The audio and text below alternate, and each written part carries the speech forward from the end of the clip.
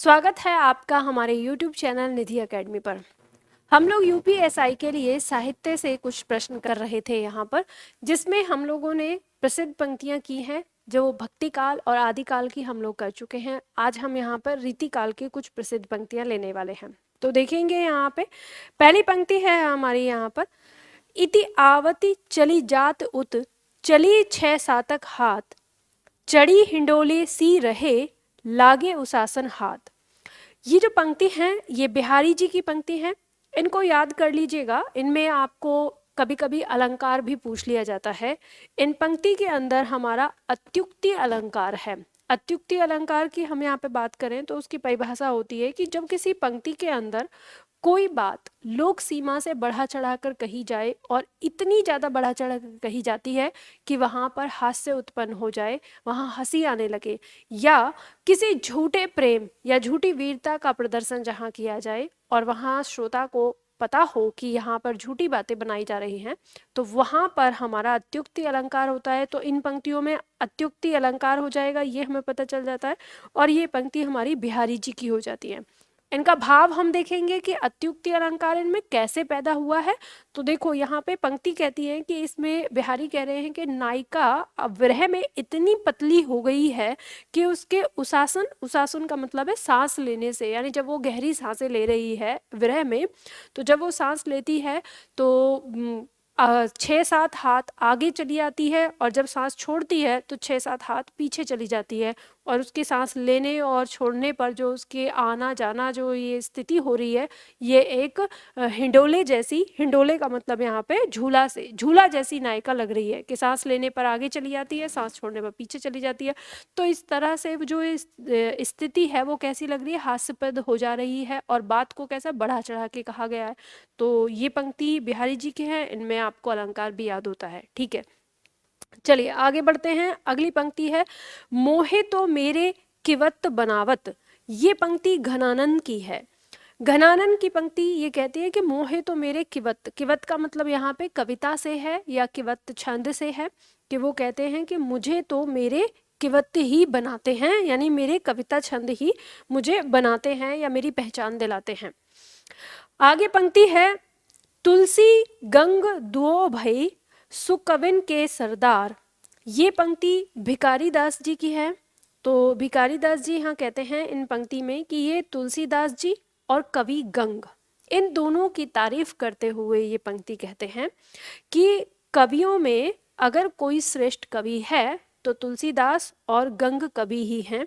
ये दोनों ही बाकी कवियों के क्या हैं, सरदार हैं। तो इन पंक्तियों से हमें पता चल जाता है कि इन पंक्तियों में तुलसी और गंग के बारे में बात कही है, उनकी श्रेष्ठता को दिखाया है। और यह किसने कहा है, भिखारी दास ने कहा है। आगे पंक्ति है, अति सूधो स्नेह को मार्ग है जहां नेको स्यानप बांक नहीं। ये पंक्तियां घनानंद की हैं। यानी ये पंक्ति, इन्हीं पंक्तियों का भी अगर हम अर्थ देखते हुए इन्हें समझें तो यहाँ कह रहा है कि अति सूदो स्नेह का मार्ग, मार्ग का मतलब मार्ग यानी रास्ता, स्नेह स्नेह का मतलब हो गया स्नेह यानी प्रेम। तो यहाँ पंक्ति कह रही है कि जो प्रेम का रास्ता है वो अति सूधो यानी बहुत ही सीधा साधा है, उसमें एकदम से सच्चाई चलती है। जहाँ नेकहु स्यानप बांक नहीं, स्यानप का मतलब यहाँ पे है छल कपट से, छल कपट या जो चालाकी है, कि जिसमें प्रेम के मार्ग में, प्रेम के रास्ते में नेको मतलब जरा सी भी कोई चालाकी छल कपट नहीं होता है, प्रेम का मार्ग सीधा है। तो ये पंक्ति कह रहे हैं घनानंद जी। तो घनानंद जी की ये पंक्तियां हैं तो हम इनको ध्यान रखेंगे, इनके अर्थ से भी हम ध्यान रखेंगे। ठीक है, चलिए आगे बढ़ेंगे हम।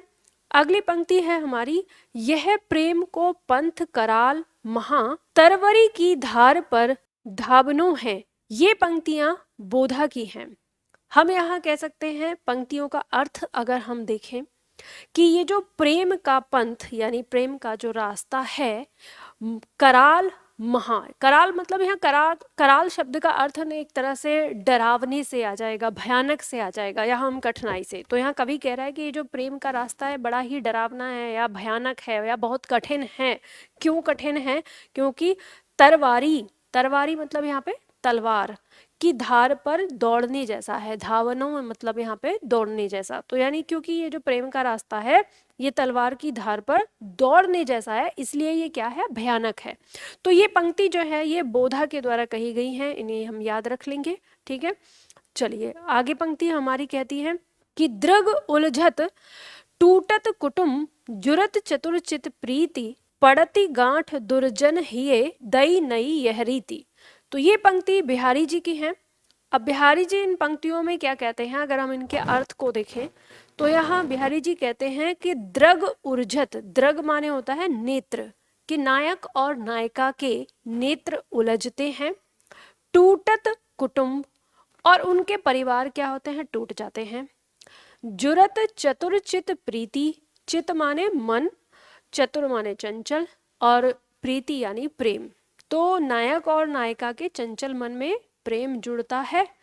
और आगे पंक्ति कहती है पड़ती गांठ दुर्जन हिये, हिये का मतलब यहाँ पे हृदय से आ जाता है कि, और जो गांठ है वो दूसरों के हृदय में पड़ जाती है, यानी जहाँ पे जुड़ रहा है गांठ वहीं पे होनी चाहिए, लेकिन गांठ कहाँ पड़ जाती है, दूसरों के हृदय में। दई नहीं है रीति, और देखो ये प्रेम की कैसी रीति है, कैसी अनोखी रीति है। तो बिहारी जी इस पंक्तियों को कहते हैं। अब इन पंक्तियों में कभी कभी आपका अलंकार पूछ लिया जाता है कि इन पंक्तियों में कौन सा अलंकार है, तो इन पंक्तियों में आता है हमारा असंगति अलंकार। अगर हम देखें तो इसमें हमारा आता है असंगति। असंगति अलंकार का मतलब क्या होता है, ये शब्द से ही हम पहचान सकते हैं इसकी परिभाषा को, कि संगति, संगति मतलब मेल हो जाता है, अ माने नहीं, तो जहाँ मेल नहीं होता तो यहाँ कारण और कार्य का मेल नहीं होता, मतलब कि काम कहीं और होता है, उसका परिणाम कहीं और निकल रहा होता है। तो जैसे हम देखते हैं कि द्रग उलझत, नेत्र उलझते हैं, तो जो उलझता है वही टूटना चाहिए, लेकिन टूट क्या जाता है, कुटुंब टूट जाता है, यानी परिवार टूट जाता है। तो कार्य कहीं और हुआ, उसका परिणाम कहीं और निकल रहा है।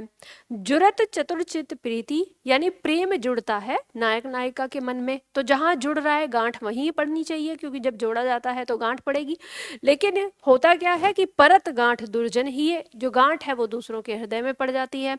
तो ये परिवार, ये प्रेम की कैसी अनोखी रीति है, तो इसमें काम कहीं और हो रहा है और उसका परिणाम कहीं और निकल रहा है, तो इससे हमारा यहाँ असंगति अलंकार बन जाता है। तो ये पंक्ति हमारी बिहारी जी की है, इन्हें याद करेंगे, और अलंकार के दृष्टिकोण से अगर ये देखी जाएंगी तो इनमें अलंकार असंगति हो जाएगा।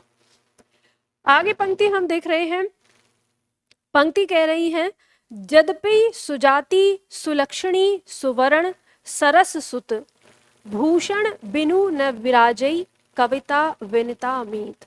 अब ये पंक्ति है हमारे केशवदास जी की। केशवदास जी क्या कहते हैं, केशवदास जी इन पंक्तियों में कह रहे हैं कि यद्यपि जिस तरह से एक सुजाति यानी सुंदर दिखने वाली, सुलक्षणी सुंदर लक्षण वाली, सुवर्ण सुंदर वर्ण यानी एकदम गोरे रंग वाली, सरस सरस सुत यानी बहुत ही सुंदर स्वच्छ गोरी चिट्टी यानी अच्छी दिखने वाली नायिका को भी किसकी आवश्यकता होती है, भूषण यानी अलंकार, ठीक है, किसकी आवश्यकता होती है, अलंकार यानी आभूषण, ठीक है। तो यहाँ जो हमारा भूषण शब्द है, इस शब्द के अंदर ना हमारे दो अर्थ निकलेंगे, ध्यान देना, इसमें पहला निकलता है आभूषण, ठीक है, और दूसरा अर्थ निकलता है इसका अलंकार। तो यहाँ हम कह सकते हैं कि इस पंक्ति के अंदर हमारा श्लेष अलंकार बन जाता है। हम देखेंगे भूषण शब्द के दो अर्थ आ जाते हैं, एक होता है अलंकार, एक हो जाता है आभूषण। तो कह रहा है कि जिस प्रकार से एक सुंदर सुवर्ण और सुलक्ष्मी जो होती है उसे भी आभूषण की आवश्यकता होती है स्त्री को, तभी वह सुंदर दिखती है, ठीक उसी तरह से जो कविता है वो बिना अलंकार के नहीं बनाई जा सकती, या उसमें रस नहीं हो सकता बिना अलंकार के। तो इन पंक्तियां, ये पंक्ति केशवदास की है। अलंकार की अगर हम बात करेंगे तो इसमें हमारा श्लेष अलंकार हो जाएगा, तो हम इस तरह से इन्हें समझ लेंगे, ठीक है। आगे पंक्ति आती है हमारी, कहत नटत रीजत खीजत मिलत खिलत लजियात भरी भुवन में करत हैं नैनन ही सो बात।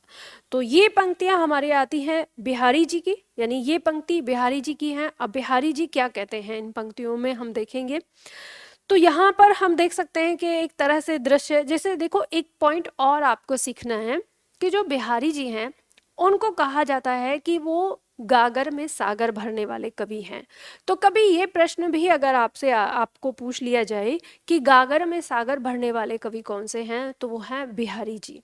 अब बिहारी जी क्या करते हैं कि एक ही शब्द में एक एक पंक्ति का अर्थ देते हैं, यानी पूरे एक शब्द जब भी वो कोई भी दोहा बनाते हैं तो वो उस दोहे में जो एक शब्द प्रयोग करते हैं उस एक शब्द में पूरी एक पंक्ति उनकी निहित रहती है। तो जैसे यहाँ पे कहते हैं कि इसी तरह से ऐसा ही ये उदाहरण है जो आपका यहाँ दिया हुआ है कि कहत नटत रीजत खीजत। कहत मतलब कि नायक जो है नायिका से कहता है, बाहर चलने के लिए कहता है। तो देखो दृश्य क्या है, दृश्य कुछ इस तरह का है कि नायक और नायिका अपने पूरे परिवार के साथ एक भवन में बैठे हुए हैं और किसी विषय पर कोई चर्चा चल रही है। अब वहां पर कहत जो नायक है वो नायिका से बाहर चलने के लिए कहता है।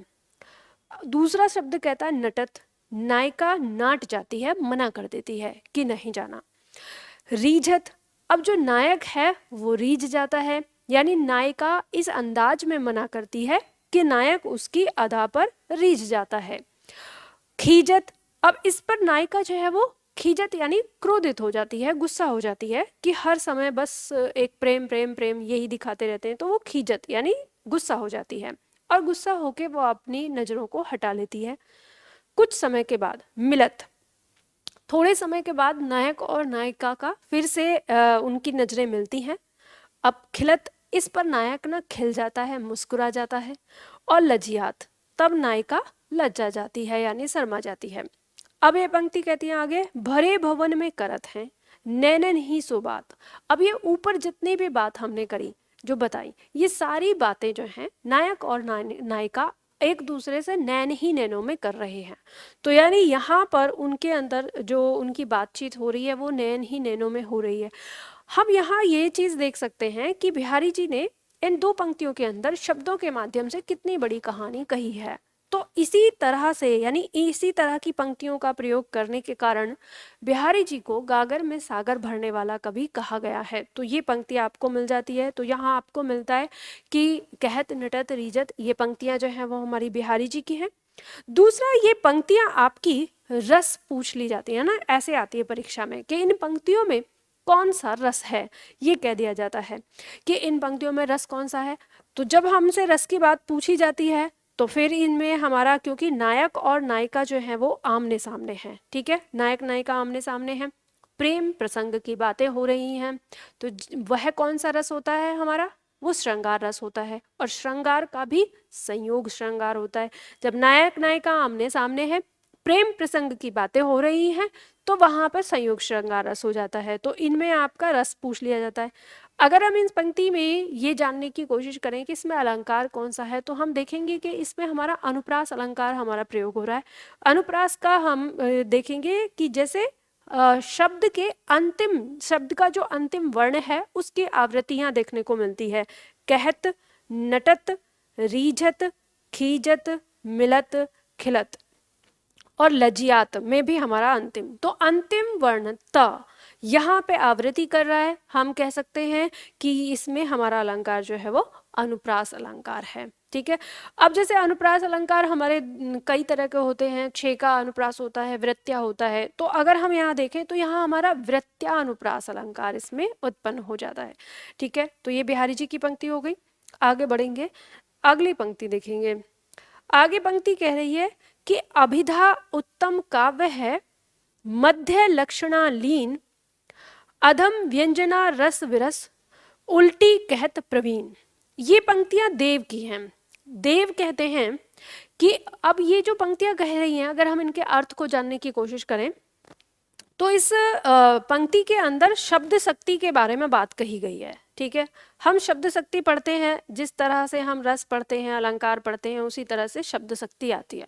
तो शब्द शक्ति मुख्यतः 3 प्रकार की मानी गई हैं, जिसमें हमारी अभिधा शब्द शक्ति, लक्षणा शब्द शक्ति और व्यंजना शब्द शक्ति की बात होती है। तो ये उन्हीं तीनों शब्द शक्ति के बारे में बात करते हुए पंक्ति कहते हैं कि अभिधा उत्तम काव्य है, यानी जो अभिधा शब्द शक्ति होती है वो सीधे सीधे बात करती है। तो सीधे सीधे बात करती है तो इनका कहना है कि वह उत्तम श्रेणी की है, वो बहुत अच्छी है, सीधे सीधे ही बात करनी चाहिए, घुमा फिरा के नहीं। फिर आगे कहते हैं मध्य लक्षणा लीन, अब जो लक्षणा शब्द शक्ति होती है तो उसमें उन शब्दों का लक्षण लिया जाता है, तो लक्षण के आधार पर होता है। तो वह कहता है कि ठीक है, लक्षणा भी मध्यम है, मतलब ना बुरी है ना अच्छी है, मध्यम है, ठीक है। फिर आगे कहते हैं अधम व्यंजना रस विरस, कि जो व्यंजना शब्द शक्ति है ये तो बिल्कुल ही बेकार है, बिल्कुल ही रसहीन है। क्यों वो कहते हैं? क्योंकि व्यंजना में बात कहीं कुछ और जाती है, उसका अर्थ कुछ और लेना पड़ता है, यानी तो यहाँ पे कह रहे हैं कि व्यंजना शब्द शक्ति तो रसहीन है, बेकार है। उल्टी कहत प्रवीण, अब उन्होंने कहा है कि ये तो वो कहते हैं कि मैं तो ये कहता हूँ, लेकिन पता नहीं क्यों जो प्रवीण लोग हैं, विद्वान लोग हैं, वो पता नहीं क्यों व्यंजना को अच्छा और लक्षणा को उससे कम और अभिधा को सबसे कम यानी साधारण मानते हैं। तो यहाँ पर जो देव है वो इन पंक्तियों को कह रहे हैं। तो यहाँ ये पंक्तियां हैं हमारी, हम ये कह सकते हैं अगर हमसे पूछा जाए कि इन पंक्तियों में किसका जिक्र किया गया है तो शब्द शक्ति के बारे में बताया गया है, ये हम बता सकते हैं। आगे पंक्ति आती है हमारी, अमिय हलाहल मद भरे सेत श्याम रतनार, जियत मरत झुकी झुकी परत, जेहि चितवन एक बार। अब ये पंक्तियां रसलीन की हैं। तो रसलीन यहाँ नायिका के सुंदर नेत्रों का चित्रण करते हुए कहते हैं कि नायिका के सुंदर नेत्रों को जेहि चितवन एक बार, जो भी एक बार देख लेता है वो मरता है, जीता है और बार बार एक नशे में आकर गिरता पड़ता रहता है। तो यहाँ इन्होंने किस तरह का वर्णन किया है, नायिका के नेत्रों में अमृत, हलाहल और नशा, यानी अमृत अमीय हो गया, अमृत के लिए मतलब अमीय माने अमृत हो गया, हलाहल माने विष हो गया, जहर, और मद भरे मतलब नशा, नशीला पदार्थ। तो कह रहे हैं कि जो नायिका है उसकी आंखों में तीनों ही चीज एक साथ हैं। और फिर वो तीनों चीजों को कैसे बताते हैं कि श्वेत, श्वेत मतलब जो श्वेत सफेद रंग, आंखों का जो सफेद रंग है वो अमृत के जैसा है, और श्याम जो आंखों में काला रंग है वो विष जहर के जैसा है, और रत्नार, रत्नार मतलब लालिमा लिए हुए, जैसे आंखों के कोने होते हैं, कोर होते हैं, वो लालिमा लिए होते हैं यानी लाल रंग। तो वो जो लाल रंग है वो नशे को दिखाता है, मद को दिखाता है। तो यहाँ पे वही कहते हैं कि जो नायिका की नेत्रों को देख लेता है तो अमृत से जी जाता है और विष से मर जाता है। मतलब नायिका के नेत्रों पे कहते हैं ना, हाय मैं तो मर गया, यानी बेचैनी हो जाती है उसके अंदर, और झुकी झुकी परत यानी और नशा आ जाए तो गिरता पड़ता रहता है। तो यहाँ पर जो कवि है रसलीन, वो नायिका के नेत्रों का चित्रण करते हुए वर्णन करते हैं। अब इन पंक्तियों में अगर आपसे रस पूछा जाता है तो क्योंकि इसमें नायिका के रूप सौंदर्य का वर्णन हो रहा है तो इसलिए इसमें संयोग श्रृंगार रस हो जाता है, ठीक है। और ये रसलीन की पंक्ति हैं, इन्हें हम याद कर लेंगे। आगे पंक्ति आती है हमारी, सटपटाती सी ससी मुखी मुख घूंघट पर ढाकी, ये पंक्ति है बिहारी जी की। अब पंक्ति क्या कहते हैं, नायिका का वर्णन कर रहे हैं कि एक नायिका है वो सटपटाती सी यानी सटपटाती हुई, घबराई हुई सी, और शशि मुखी यानी चंद्रमुखी, चंद्रमुखी मतलब चंद्रमा के मुख वाली। तो शशिमुखी हम यहाँ पर इसमें रूपक अलंकार देख सकते हैं कि शशिमुखी यानी चंद्रमुखी, चंद्रमा के रूप जैसा उसका मुख। तो अपने चंद्रमा रूपी मुख पर घूंघट ढके हुए चली आ रही है, सटपटाती सी, लज्जाती हुई सी, ठीक है। तो यहाँ पर अगर हम इसमें अलंकार देखेंगे तो इसमें हमारा रूपक अलंकार हो जाएगा, हम ये कह सकते हैं कि इसमें रूपक अलंकार हो गया। पंक्ति ये बिहारी जी की कही गई हैं। रस अगर हम देखेंगे तो क्योंकि नायिका के वही चंचलपन, उसके रूप सौंदर्य या उसकी चीज़ों के बारे में बात हुई है तो इसमें श्रृंगार रस हो जाएगा, श्रृंगार में भी संयोग श्रृंगार हो जाएगा, तो ये हम देख सकते हैं, ठीक है। आगे पंक्ति आती है, मेरी भव बाधा हरो राधा नागर सोए, ये पंक्ति तो आप लोगों को अच्छे से आती ही होगी, ये पंक्ति बिहारी जी की पंक्तियां हैं, ठीक है।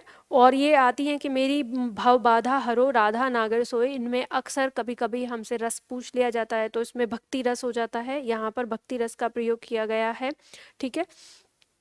इसके बाद पंक्ति आती है, तंत्री नाद कवित्त रस सरस राग रतिरंग, अन बूढ़े बूढ़े तिरे जे बूढ़े सब अंग, ये पंक्ति भी बिहारी जी की है। बिहारी जी कहते हैं, अगर हम इन पंक्तियों का अर्थ देखते हुए समझने की कोशिश करें तो पंक्ति कहती है कि तंत्री नाद का मतलब यहाँ पे वीणा की झनकार हो गया है, कि तंत्री नाद मतलब वीणा की झनकार। कवित्त रस मतलब कविता यानी साहित्य का रस, कवि साहित्य का आनंद या कविताओं का आनंद, ठीक है। सरस राग, सरस राग मतलब जो मधुर संगीत होता है, ठीक है, मधुर संगीत। और रति रंग, रति रंग मतलब प्रेम का आनंद। तो यहाँ कवि कहते हैं, बिहारी जी कह रहे हैं कि जिस व्यक्ति ने वीणा की झनकार, कविता का रस और मधुर संगीत और प्रेम का आनंद नहीं लिया है, अन बूढ़े बूढ़े तिरे जे बूढ़े सब अंग, तो कह रहे हैं कि जिन्होंने इनका रंग नहीं लिया है उनका जीवन व्यर्थ हो गया है, और जिन्होंने इनका आनंद लिया है उनको इस संसार के कष्टों से मुक्ति मिल गई है। तो यहाँ पर बिहारी जी प्रेम के बारे में वर्णन करते हुए इन पंक्तियों को कहते हैं। तो हम यहाँ पर ये याद रखेंगे कि ये पंक्तियाँ जो हैं हमारी, ये बिहारी जी की हैं। आगे पंक्ति आती है, साजी चतुरंग वीर रंग में तुरंग चढ़ी। ये पंक्तियां हमारी भूषण जी की हैं, ठीक है। ध्यान दीजिएगा, ये पंक्ति क्या कहती है कि साजी चतुरंग, साजी चतुरंग का मतलब हो गया चतुरंग, यानी सेना के नाम होते थे ना, तो ये चतुरंगी सेना की बात कर रहे हैं। तो यहाँ पर देखो शिवाजी की सेना के बारे में वर्णन हो रहा है कि शिवाजी की चतुरंगी सेना जो है सज गई है, साजी मतलब सज गई है। वीर रंग में, वीर रंग यानी हम कह सकते हैं उत्साह या जोश के साथ भर चुकी है। और तुरंग चढ़ी, तुरंग माने यहाँ पे तुरंग का मतलब है घोड़ा, ठीक है, घोड़ा का पर्यायवाची है। और वो घोड़े पर चढ़ गए हैं, यानी जो उनकी शिवाजी हैं उनकी सेना सज चुकी है और शिवाजी के अंदर वीरता का भाव, वीरता का रस भर चुका है, उमंग का रस भर चुका है और वो घोड़े पर चढ़कर युद्ध के लिए तैयार हो गए हैं। इन पंक्तियों का ये अर्थ आता है। तो ये भूषण जी ने कहा है, ये शिवा बावनी इनकी जो पंक्ति, इनकी जो रचना है उससे ये पंक्तियां ली गई हैं। अगर इन पंक्तियों में हम रस की बात करें तो हम ये कह सकते हैं कि इसमें वीर रस है, ठीक है, हम इसमें वीर रस कहेंगे। तो ये इस तरह से हमें इन पंक्तियों में कुछ पता चलता है। तो जो ये आपकी भक्ति काव्य की है ना, भक्ति काल की जो पंक्तियां हैं, ये कुछ ये पंक्तियां हैं जो आपकी परीक्षा में पूछी गई हैं, फेमस सी पंक्तियां हैं, तो इनको हम याद कर लेंगे। लेकिन इन पंक्तियों में ये खास करके जो पंक्तियां मैंने आपको बताई, ये इतनी ज़्यादा रचनाकार के लिए नहीं पूछी जाती जितना ये रस या अलंकार में आती हैं। तो मैंने आपको इनमें रस और अलंकार भी समझा दिया है कि जो जिसमें आती हैं, तो आप इनको याद कर लीजिएगा, ठीक है। तो ये हमारी भक्ति काल की ये रचनाएं हैं। इसी तरह से हम अन्य पंक्तियों को भी देखेंगे। तो धीरे धीरे आप लोग इन चीज़ों को सीखते रहिए, याद करते रहिए। चलिए आज के लिए हम इतना ही करते हैं, फिर मिलते हैं हम अगली क्लास में।